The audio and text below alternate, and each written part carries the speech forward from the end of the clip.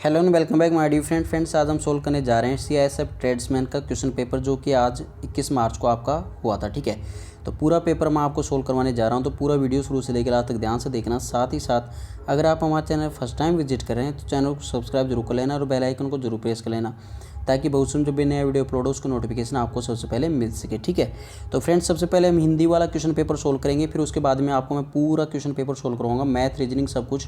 ठीक है, तो सबसे पहले हम हिंदी वाला देख लेते हैं क्योंकि मुझे हिंदी वाले फटाफट याद हैं तो मैं आपको वही बता देता हूँ सबसे पहले। ठीक है, बाकी तो कोई दिक्कत नहीं है। देखिए, पहला क्वेश्चन आपसे पूछा गया था जो पहले कभी न हुआ हो उसे क्या कहा जाता है, तो उसको क्या कहा जाता है, अभूतपूर्व कहा जाता है। ठीक है, तो यहाँ पे सेकंड ऑप्शन आपका यहाँ पे करेक्ट आंसर हो जाएगा। नेक्स्ट क्वेश्चन है पानी का अर्थ जल होता है, तो पानी का अर्थ क्या होगा, तो पानी का अर्थ फ्रेंड्स हाथ होता है। ठीक है, तो हाथ आपका राइट आंसर हो जाएगा यहाँ पे। नेक्स्ट आपका सदाचार का सही विच्छेद होगा, तो सत प्लस आचार आपका यहाँ पे राइट आंसर हो जाएगा। बी ऑप्शन बिल्कुल करेक्ट आंसर यहाँ पे हो जाएगा। देखिए फ्रेंड्स, ये क्वेश्चन था पूजनीय शब्द में प्रत्यय, तो पूजनीय शब्द में फ्रेंड्स प्रत्यय अनीय होगा। ठीक है, यहाँ पे किसी स्टूडेंट से निये कर रखा है तो ये निये बिल्कुल गलत हो जाएगा। यहाँ पे निये गलत है, आंसर होगा अनीय। ठीक है, तो पूजनीय में कौन सा प्रत्यय होता है, अनीय होता है, तो बी ऑप्शन आपका यहाँ पे करेक्ट आंसर हो जाएगा। नेक्स्ट क्वेश्चन देखिए, यहाँ पे क्वेश्चन नंबर 85 में देखिए कि निम्नलिखित शब्दों को सही क्रम में रखकर सार्थक शब्द बनाइए। ठीक है, ये जो वो आपका दे रखा था आपको आपका पेपर उठा लीजिए फटाफट, उसमें आंसर मिला दीजिए बस। कौन कौन सा आंसर है देखिए इसमें होगा। देखिए सबसे पहले आ जाएगा समाज का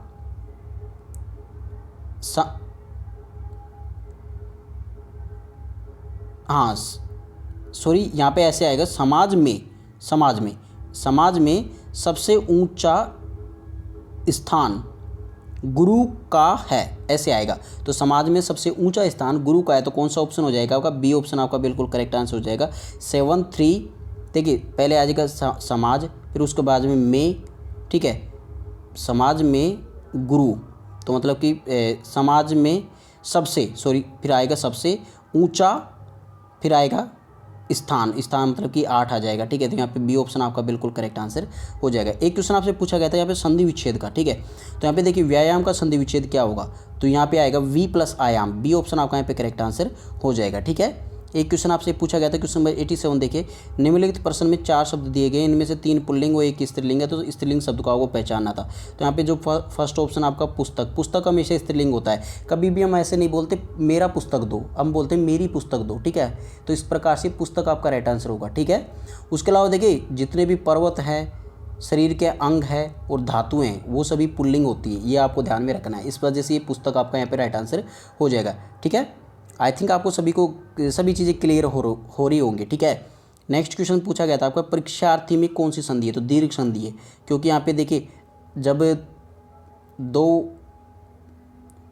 वर्ण मिलते हैं मतलब कि जो बड़े बड़े, ठीक है, तो तब क्या बनता है, जैसे इसमें परीक्षार्थी में क्या है, परीक्षा प्लस अर्थी। ठीक है, तो आ प्लस ए, तो क्या बनेगा, दीर्घ संधि। ठीक है, तो यहाँ पे फर्स्ट ऑप्शन आपका राइट आंसर हो जाएगा।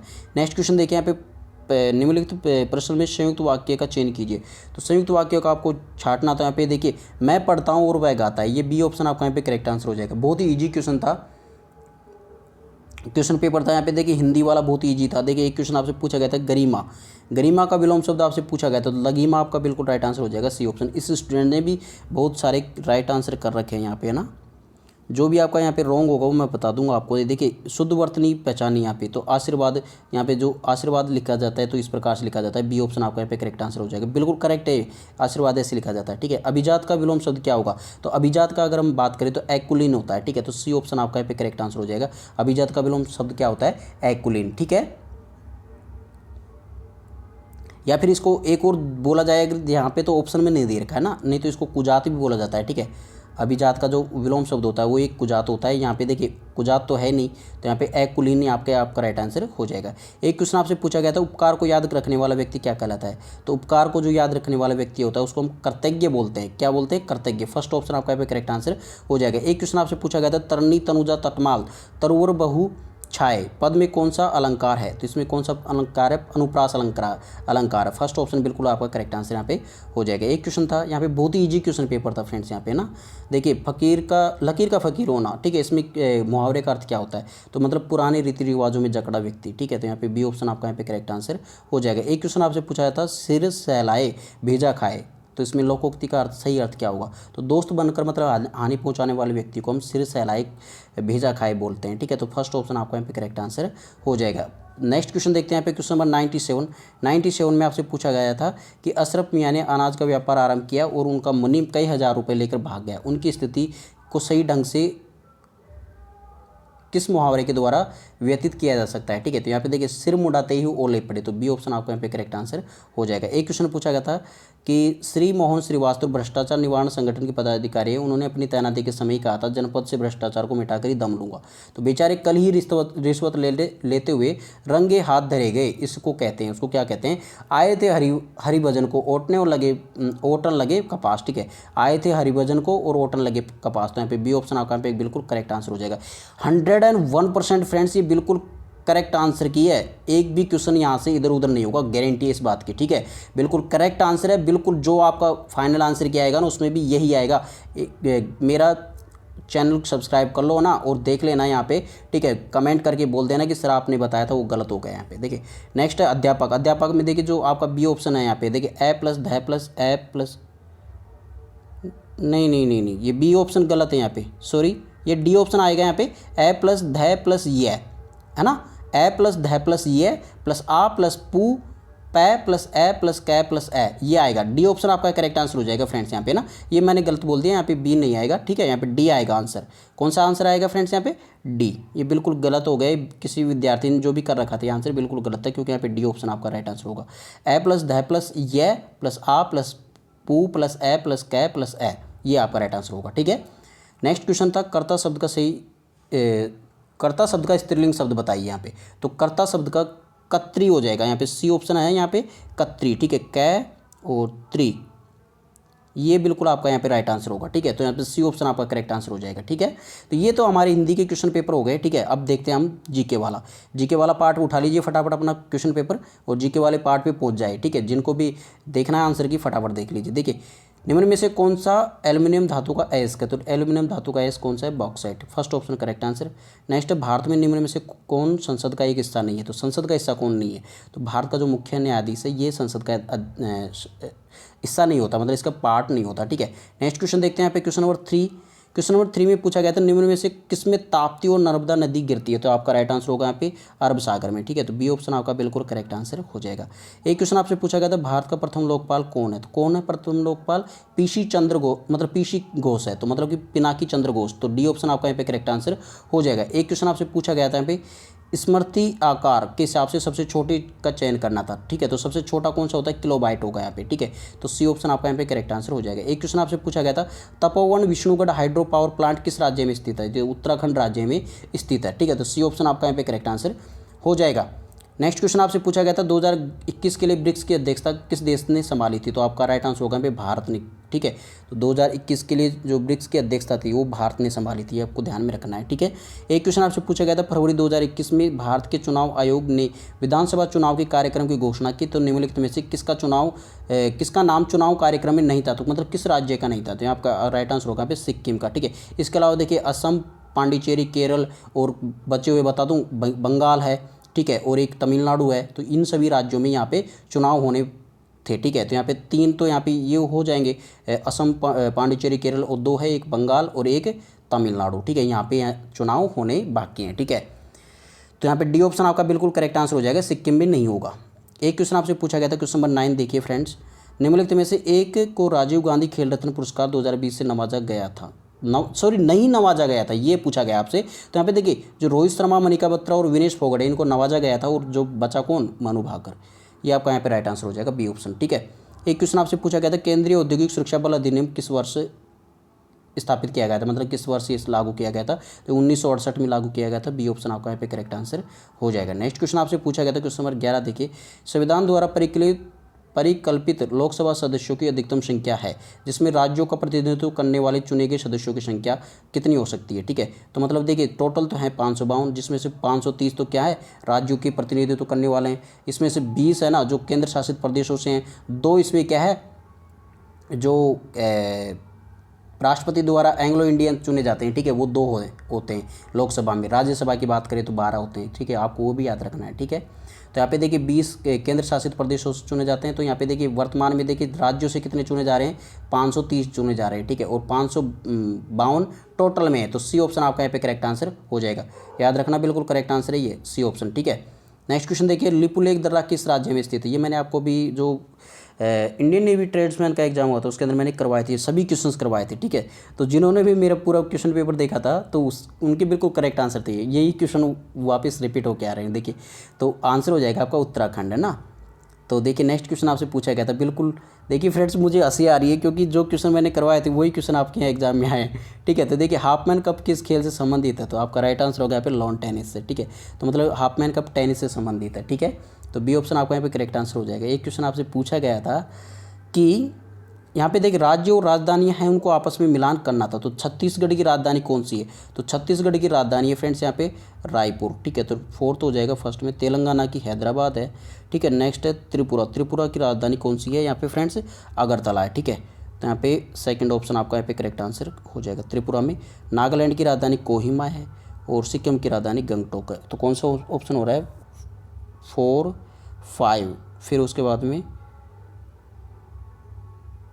त्रिपुरा की राजधानी अगरतला, तो 4, 5 फिर 2 है, फिर वो है 1 है, फिर 3 है। तो मतलब डी ऑप्शन आपका यहाँ पे करेक्ट आंसर हो जाएगा, ठीक है। तो डी ऑप्शन बिल्कुल करेक्ट आंसर था यहाँ पे। नेक्स्ट क्वेश्चन है फ्रेंड्स, यहाँ पे किसी कमी के कारण सूखा रोग होता है, तो सूखा रोग किसकी कमी के कारण होता है, तो सभी को पता होगा यहाँ पे विटामिन डी की कमी के कारण। ये भी मैंने क्वेश्चन करवाया था, ठीक है।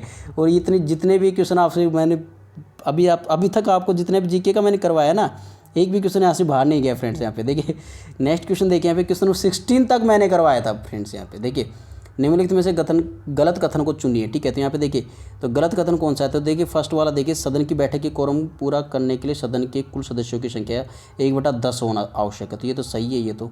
नेक्स्ट है राज्यसभा को लोकप्रिय चैम्बर जी के नाम से भी जाना जाता है, तो ये भी सही है आपका। नेक्स्ट है सभापति एवं उपसभापति लोकसभा के पीठासीन अधिकारी होते हैं, तो ये नहीं है फ्रेंड्स, यहाँ पे उपसभापति नहीं होगा, ओनली सभापति ही क्या होता है, लोकसभा का पीठासीन अधिकारी होता है, ठीक है। तो ये बिल्कुल आपका गलत कथन हो जाएगा। नेक्स्ट है देखिए यहाँ पे, एक विधेयक धन विधेयक है या नहीं, इस पर प्रश्न उठाने पर लोकसभा के सभापति का निर्णय अंतिम होगा, ये भी सही है, ठीक है। तो यहाँ पे आपका राइट आंसर कौन सा होगा, गलत कथन आपको फाइंड आउट करना था, कौन सा ऑप्शन हो जाएगा, सी ऑप्शन, ठीक है। तो यहाँ पे आपका राइट आंसर कौन सा होगा, सी ऑप्शन हो जाएगा, ठीक है। सभापति एवं उपसभापति लोकसभा के पीठासीन अधिकारी होते हैं, ये बिल्कुल आपका करेक्ट आंसर है। नेक्स्ट क्वेश्चन आपसे पूछा गया था कि निम्नलिखित में से कौन सा पहले घटित हुआ था, ठीक है। तो यहाँ पे देखिए बात करते हैं हम दांडी मार्च तो 1930 में हुआ था, ठीक है। खिलाफत आंदोलन 1919 में हुआ, जलियांवाला जनसंहार भी 1919, चंपारण 1917 में हुआ था, ठीक है फ्रेंड्स। यहाँ पे ये 1917 में हुआ था, आपका आंसर कौन सा हो जाएगा, डी ऑप्शन, चंपारण सत्याग्रह। तो पहले कौन सा घटित हुआ था, चंपारण सत्याग्रह, ठीक है। नेक्स्ट क्वेश्चन है, अमोघ वर्ष एक प्रसिद्ध हैं, कौन थे वो, राष्ट्रकूट वंश के राजा थे, ठीक है। तो यहाँ पे सी ऑप्शन आपका यहाँ पे करेक्ट आंसर हो जाएगा। ये सभी क्वेश्चन करवाए हुए थे फ्रेंड्स। यहाँ पे देखिए एक क्वेश्चन ये आ गया, भारतीय रिजर्व बैंक का वर्तमान में गवर्नर कौन है, तो वर्तमान में कौन है, बहुत ही जी, शक्तिकांत दास, ठीक है। बी ऑप्शन करेक्ट आंसर हो जाएगा। एक क्वेश्चन आपसे पूछा गया था, लेंस के अपवर्तक क्षमता मापने के लिए कौन सी इकाई का कि क्या हो रहा है फ्रेंड्स। यहाँ पे देखिए सभी क्वेश्चंस मैंने करवाए थे, यहाँ पे डायोप्टर इसका राइट आंसर हो जाएगा, ये भी क्वेश्चन मैंने करवाया था। तो यहाँ पे देखिए ये तो आपके हो गए सभी, क्या इसके जीके के भी हो गए आपके। अब करते हैं मैथ्स वाला। देखिए मैथ्स वाला बहुत ईजी क्वेश्चन था। देखिए 20 लड़कों के समूह का वजन 89.4 किग्रा था और बाद में ज्ञात हुआ कि एक वजन को 87 की जगह 78 किग्रा पढ़ लिया गया था, ठीक है, मतलब कम पढ़ा गया था, ठीक है। तो सही औसत वजन होगा, तो मतलब इनमें अंतर कितना हुआ, 87 में से 78 को घटाया तो कितना बचेगा, 9। अब 9 में आपको क्या करना है, डायरेक्टली बता रहा हूँ आपको मैं। देखिए 9 में 20 का भाग दे दीजिए, कितना आएगा, 0.45 आएगा, ठीक है। तो ये 0.45 हो जाएगा। पहले कितना औसत था, 89.4। अभी 89.4 में आपको क्या करना है, 0.45 को भी ऐड कर देना है, ठीक है। तो यहाँ पे 89.40 में 0.45 को ऐड करोगे तो 85 हो जाएगा, ठीक है। तो यहाँ पे कौन सा ऑप्शन हो जाएगा, डी ऑप्शन, 89.85। देखिए ये आंसर हो जाएगा पर डी ऑप्शन। बिल्कुल इजी क्वेश्चन था, आई थिंक किसी ने भी इसको गलत नहीं किया होगा। अगर जिसने गलत किया होगा उसकी मैं पिटाई लगा दूंगा, ठीक है। तो आई थिंक सभी ने सही किया होगा इस क्वेश्चन को। एक क्वेश्चन आपसे पूछा गया था, 1200 रुपये की राशि का साधारण ब्याज 8 साल में दोगुनी हो जाती है, तो ब्याज दर प्रतिवर्ष कितनी होगी, ये पूछा गया आपसे, ठीक है। तो कितना ईजी क्वेश्चन है फ्रेंड्स। देखिए 1200 मतलब डबल हो जाती है ना, तो कहने मतलब 1200 तो मूलधन है, डबल हो जाएगी, 2400 हो जाएगी। कहने मतलब 1200 रुपये इसका ब्याज हो गया।